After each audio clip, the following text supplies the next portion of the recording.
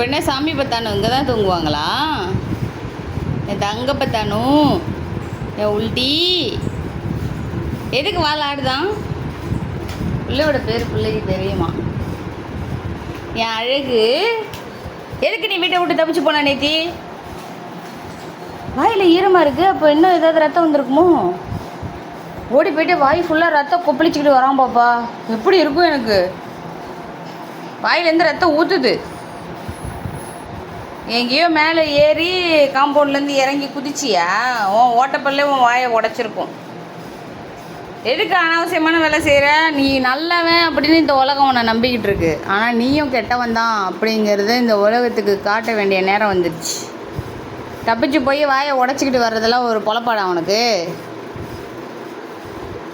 முன்னா மட்டும்தான் கெட்டவன், ஃபைட்டானும் நல்லவன், ஃபைட்டானும் தங்க ஃபைட்டானும் அப்படின்னு எல்லாரும் நினைக்கிறாங்க. அது தப்பு. ஃபைட்டானும் திருட்டு பையதான்.